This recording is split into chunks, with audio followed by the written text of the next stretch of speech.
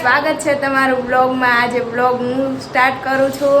તો હું ને મમ્મી ને ચંદ્રેશ ને અમે જઈએ છીએ ગામમાં। ચંદ્રેશ પણ તૈયાર થઈ ગયા હે, રવિવારી બાજુ ને એમ જઈએ છીએ। મમ્મી ને વિશુ ની હોતી ને અહીંયા જો ઊભા હે, મમ્મી તૈયાર થઈ ગયા હે। તો ચાલો જાય હવે ગામ બાજુ।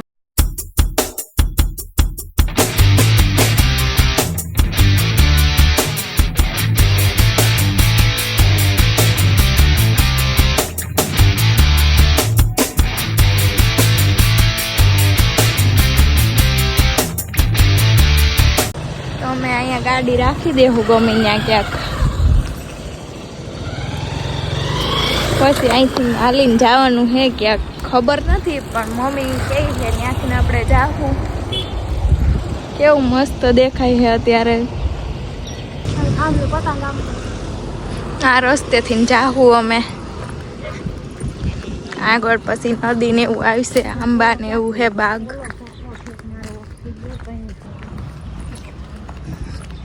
બીક નથી લાગતી ને?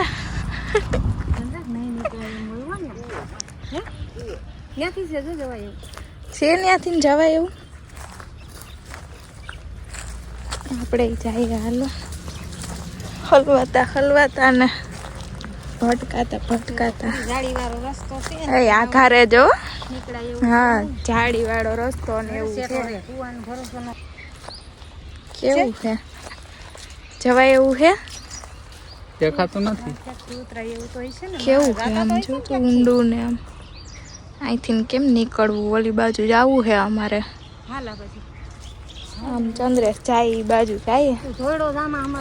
હા ધીમે ધીમે હાલો, સૌનો સાથ સૌનો વિકાસ, સૌનો સાથ સૌનો વિકાસ। जंगल में जा रहे हैं, यहाँ से बहुत दूर जाना है। खुफिया रास्ता ढूंढ के। केवू है का? हाँ ध्यान रखजो मम्मी, ओलू है बावड़, लागे पागे नहीं।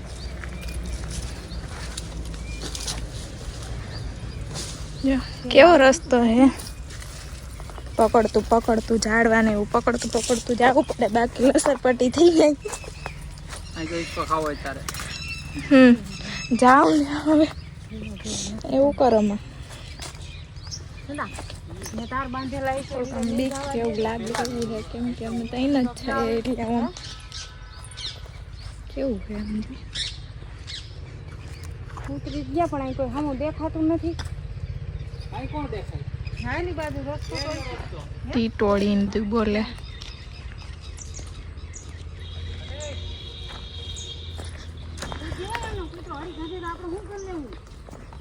હવે એમ નામ ક્યાંય ગરોતા નહીં હો।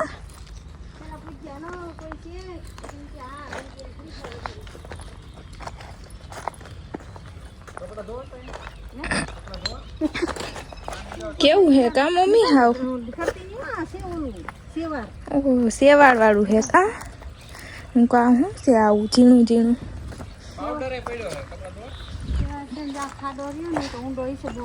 હા ઊંડો હશે આ ખાડો બહુ। હવે એ ત્યાં આગળ જો ટીટવાળીના બચા હે, ત્યાં આગળ હતા આગળ। હા ત્યાં હા લપટ નો નથી ને, એટલે તો કહું એમને પડી તો વાંધો નહીં। ફોન છે એટલે બીક લાગે અમને, એમ કે આમ જવાનું હોય છે એટલે અમે તો છે। કેવું છે આંબાની બાગ ને એવું છે, કેવું અસલ છે। આમ દેખાતી નથી કેરી ને એવું છે ઓમ જંગલમાં। કેવું છે લોકેશન? એમ તો સારું છે, ફોટા ને એવું કાઢવા જેવું। નેહા દીદી આવ્યા હોત તો ફોટા પેલા એ પાડી લેત, અને ફોટા પાડવાનો શોખ ને એવું। આ મમ્મી ની અહીંયા રહેતા ને, પેલા નાના હતા ત્યારે મમ્મી ની અહીંયા રહેતા, અને આ બધે આંબામાં ને એમ રમતા ને ઈ નટુ મામા ને અહીંયા રહેતા ને ત્યારે મમ્મી અહીંયા રહેતા। અહીંયા ઉમિયામાનું મંદિર છે તો અમે ત્યાં આવ્યા છે, શ્રીફળ ને એવું વધારવા। તો ત્યાં વધેરી નાખીએ આપણે શ્રીફળ ને એવું. શ્રીફળ આપણે હારે જ લેતા આવ્યા હતા.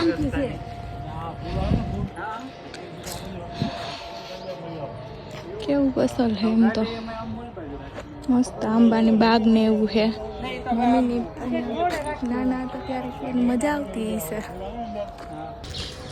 એ ભાઈ એમ કહે છે કે રસ્તો છે ને આમ ઓલી બાજુ પુલ આવ્યો ને એ બાજુથી થઈને અવાય ને, અને અમે આવ્યા આમ નદીમાંથી થઈને આવ્યા એટલે ખબર નહોતી. આમ મમ્મીને એમ કે હવે એ બંધ હશે એમ. તો ચાલો ઉમિયામાના દર્શન કરાવું.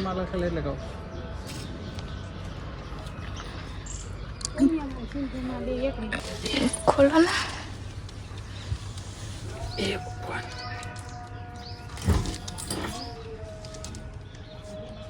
હા બાકા જોઈ એમાંના દર્શન કરી લ્યો બધાય તમે પણ.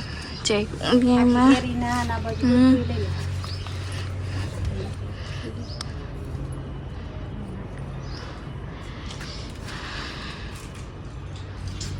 કેવું મસ્ત.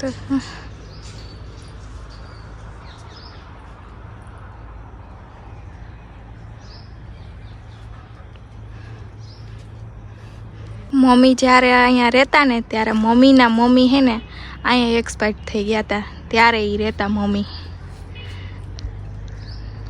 નાનપણમાં તો મજા જ આવતી હોય. અત્યારે થોડીક બીક લાગે ને એવું થાય બાકી જંગલમાં ને એમ. બાકી તો ઓમ ત્યારે નાના હોય ત્યારે તો એવું કાંઈ હતું નહીં.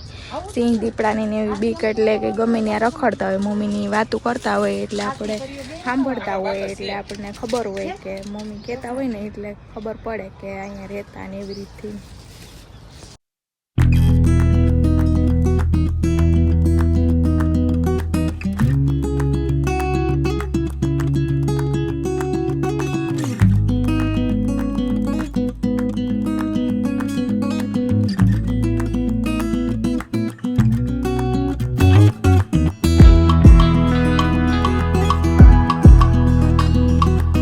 અહીંથી ટિકિટ લેવાની 20 રૂપિયા લે ટિકિટના, પછી અંદર જવાનું.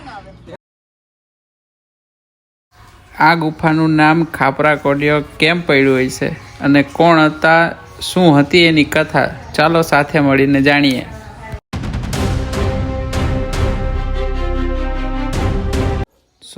કા 1700 વર્ષ પહેલા બૌદ્ધ માટે તૈયાર કરવામાં આવી હતી. ત્યારે મહાન સમ્રાટ અશોકનું શાસન હતું. આ ગુફા લગભગ 2જા કે 3જા સદીની છે. આ ગુફાને જૂનાગઢની બધી ગુફાની જૂની માનવામાં આવે છે.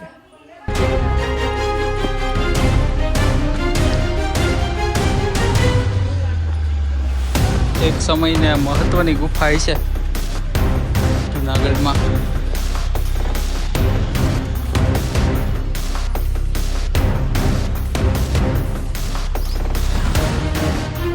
ગટર વ્યવસ્થા લાગે.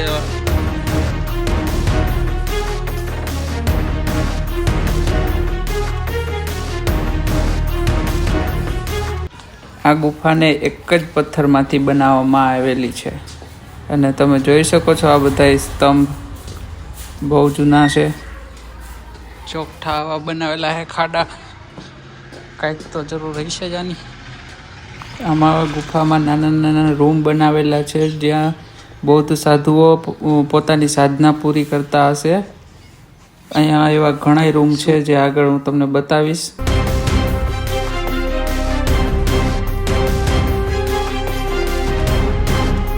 ખુશ્બુ ગુજરાત કી જાહેર ખબરો હેઠળ અમિતાભ બચ્ચને આ સ્થળનો પ્રચાર કર્યો હતો. તમે જુઓ.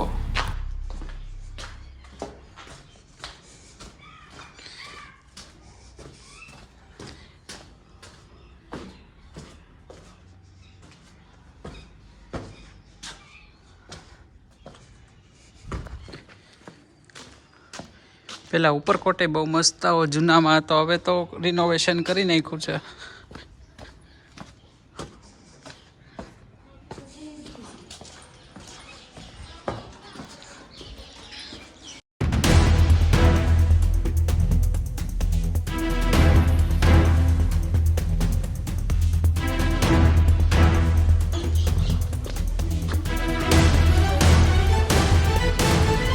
કે હું આમ ગયો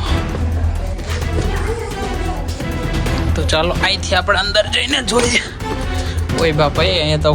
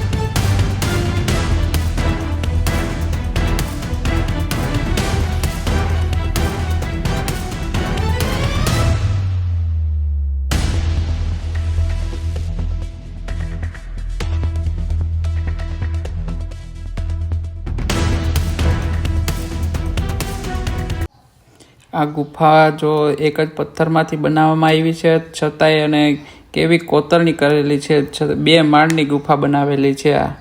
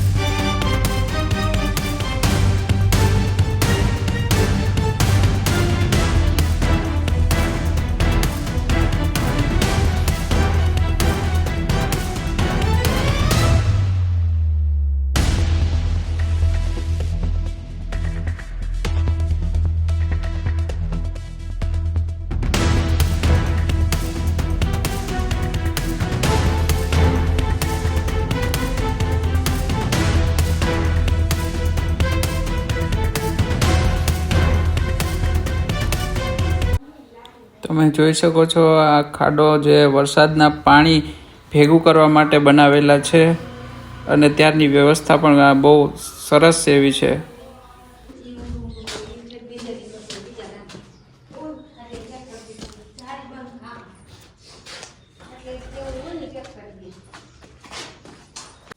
તો જો મેં તમને આગળ કીધું હતું એવી રીતે સાધના કરવા માટે જો અહીં રૂમ પણ અલગ અલગ બનાવેલા છે. આપણે જઈએ અંદર, જોઈ શકો છો કેવડી રૂમ બનાવેલું છે.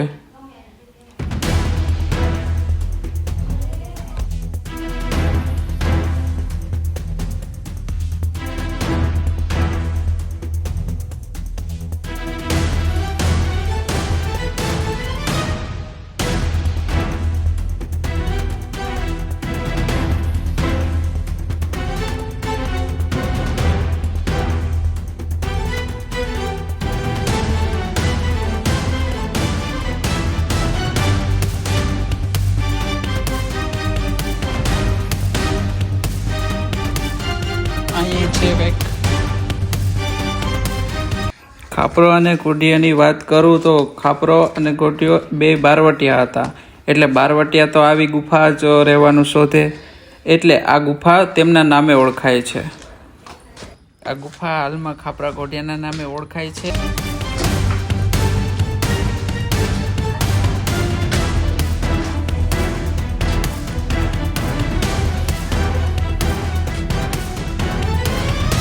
આ ગુફા આપણને ભગવાન બુદ્ધના સમયમાં લઈ જાય છે.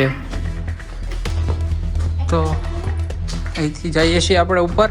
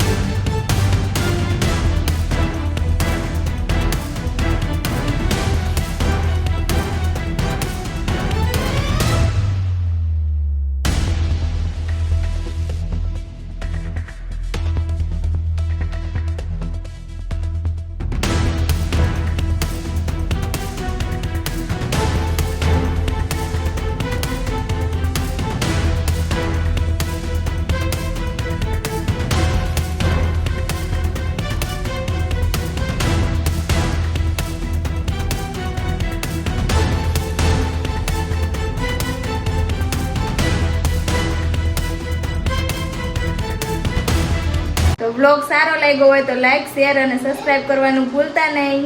આવજો.